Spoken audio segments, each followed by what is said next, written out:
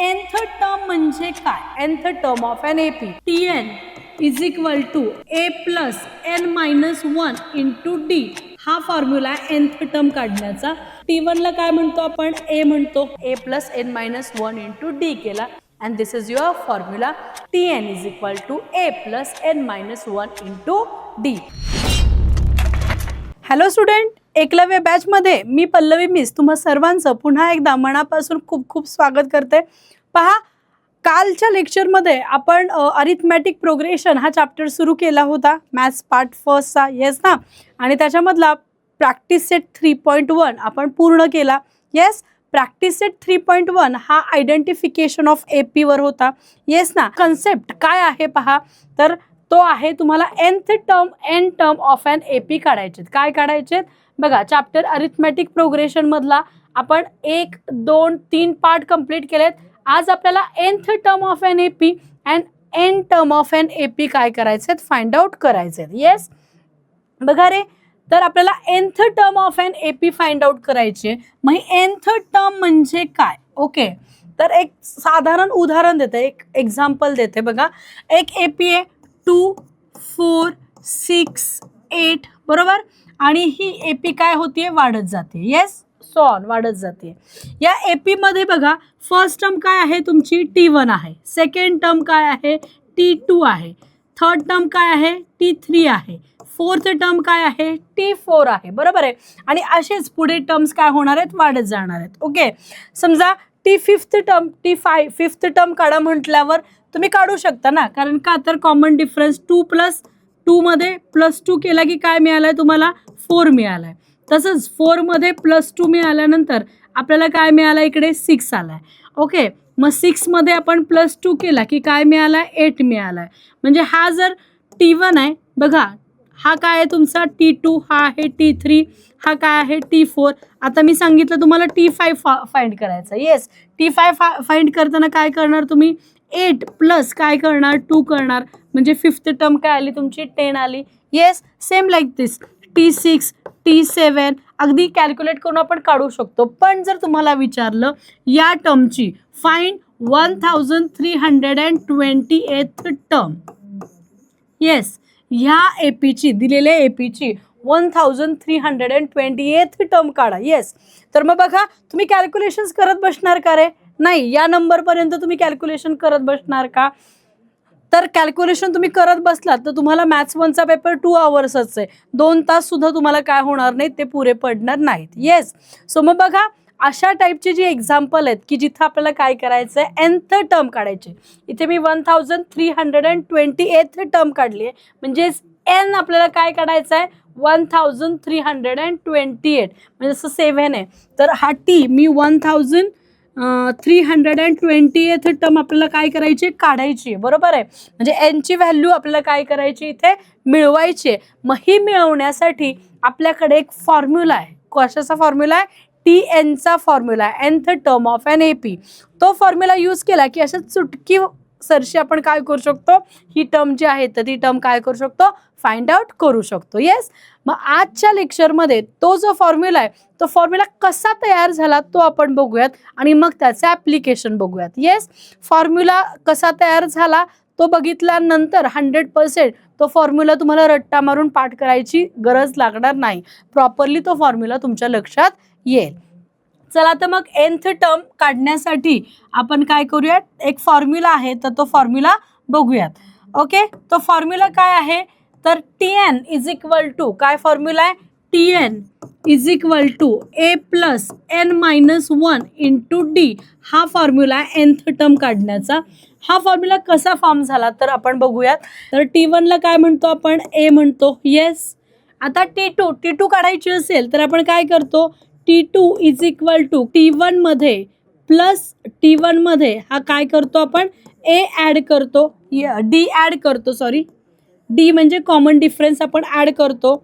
Yes, T2 म्हणजे आपण काय करतो, T3 काढायचा असेल तर आपण काय करतो, T2 प्लस डी काय करतो, त्याच्यामध्ये ॲड करतो. येस, T4 काढायचा असेल तर T4 साठी आपण काय करतो, T3 प्लस डी ॲड करतो. म्हणजेच काय बघा, ह्याचं मी कॅल्क्युलेशन केलं तर T1 तुमचा काय आला इथे, a. म्हणजे बघा ए प्लस डी हा एक काय झाला तुम्हाला T2 साठी फॉर्म्युला मिळून गेला. येस, T2 फाइंड करण्यासाठी. पुढे बघा आपण काय केलं, T3 काढण्यासाठी T2 मध्ये डी ॲड केला, तर हा T2 तुमचा काय आलाय, ए प्लस डी आलाय. ओके, सो T2च्या जागी मी फक्त काय लिहिते इथं, ए प्लस डी, आणि याच्यामध्ये हा डी काय केला, ॲड केला. म्हणजेच बघा ए हा आहे असंच राहणार, प्लस 1D प्लस 1D, इथे काय झाला तुमचा 2D झाला. काय झाला, 2D. येस, बघा T4 काढण्यासाठी आपण काय करतो, T3 मध्ये डी ॲड करतो. सो T3 कॅल्क्युलेट करून तुमचा काय आलाय, ए प्लस 2D, आणि याच्यामध्ये आपण डी काय केला, ॲड केला. म्हणजेच हा काय आला तुमचा ए प्लस 2 प्लस 1 काय झाला तुमचा 3D. ओके, आणि सॉन. येस, आपण काय करतोय पुढे, काय ज्या टर्म्स आहेत त्या टर्म्स काय करतोय, फाइंड आउट करतोय. येस, तर त्या टर्म आपल्याला एन टर्मपर्यंत फाइंड करायच्यात. कुठपर्यंत, एन टर्मपर्यंत काय करायच्यात आपल्याला, फाइंड करायच्यात. आणि फाइंड करण्यासाठी तो फॉर्म्युला जो आहे तो फॉर्म्युला कसा तयार होतो तो बघा. आता बघा T1 म्हटला तर ए मध्ये आपण काय करतोय, आधीचा 1 फर्स्ट टर्म, तर त्याच्या आधीची टर्म काय करतोय, ॲड करतोय. येस ना. आता एच्या आधीची टर्म काय झाली तुमची, T1 काढायचा आहे. 1च्या आधीची टर्म काय झाली, तर 0 झाली. म्हणजे ए प्लस 0, आन्सर काय येणार आहे तुमचं, 0च येणार आहे. ओके ओके, किंवा आपण काय करतो, इथे एक जी आधीची टर्म आहे ती काय करतोय, ॲड नाही करत. आपण काय करतो, इथं डी ॲड केलाय का, नाही. 0 आला, 0 म्हणजेच इथे काय आला तुमचा, डी आलाच नाही ना. ए मायनस 0 इज इक्वल टू काय आला तुमचा, 0 आला. हा T2 आहे, तर T2 काढण्यासाठी हा काय झाला, ए 1D आहे ना, 1D म्हणजे काय करतो आपण, ए प्लस पुढच्या नंबरमधून 1 काय करतो, मायनस करतो. म्हणजे इथे काय आला तुमचा T2 काढतोय, तर 2 मायनस 1D आल्यानंतर बघा 2 मायनस 1 इज नथिंग बट 1, म्हणजे मिळाला काय तुम्हाला, ए प्लस डी मिळाला. येस, T3 आपल्याला काढायचा आहे. मग T3 काढण्यासाठी काय करतो, ए प्लस या एन मधून म्हणजे ह्या थर्ड 3 मधून आपण काय करतोय, 1 मायनस करतोय, इंटू डी केला की काय मिळणार तुम्हाला, ए प्लस 2D मिळणार. येस, म्हणजे इथे जर तुम्हाला थर्ड टर्म काढायची तर काय फॉर्म्युला मिळणार, a plus 3 minus 1D. Same like this तुम्हाला फोर्थ टर्म काढायचे तर हा फॉर्म्युला कसा होणार, a as it is plus fourth term काढायचे तर 4 मधून तुम्ही 1 मायनस केला की इंटू डी. T4 टर्म काढण्यासाठी ए प्लस 4 मायनस 1 इंटू डी हा फॉर्म्युला तुम्हाला मिळाला. पण आपल्याला कोणती टर्म काढायची आहे रे, एन टर्म काढायची आहे. तर एन टर्म काढण्यासाठी आपण ए ॲज इट इज लिहिला, प्लस जसं आपण 4 मायनस 1 केलं तर इथं 4च्या जागी काय आहे, एन आहे ना. मग आपण काय करणार, एन मायनस 1 आणि इंटू काय आहे याला डी. त्याच्यामुळे आपला फॉर्म्युला तयार झाला, Tn is equal to A plus N minus 1 into D. आणि हा फॉर्म्युला काय करायचा आहे, आपल्याला वापरायचा आहे आणि सगळी एक्झाम्पल सॉल्व करायचे आहेत. ओके, होप सो फॉर्म्युला कसा तयार झाला आहे तो तुम्हाला कळालाच असेल. इन शॉर्ट बघा, T1ला आपण ए म्हणतो, T2 T1 प्लस डी म्हणतो. मग T1 काय आला तुमचा, ए प्लस डी आला. T3 T2 प्लस डी आपण म्हणतो. T2 काय आहे, ए प्लस डी मध्ये डी ॲड केला म्हणजे तो काय झाला, ए प्लस 2D आला. T4 T3 प्लस डी आहे. T3 काय आहे, ए प्लस 2D आणि त्याच्यामध्ये डी ॲड केला म्हणजे तो काय आला तुमचा, ए प्लस 3D.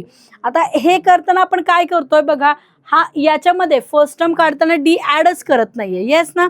सेकंड टर्म काढताना काय करतोय आपण की हा डी जो आहे बघा ॲज इट इज आपण लिहिणार, पण 2 मधून काय केलं आपण, हा ए प्लस डी आलाय ना.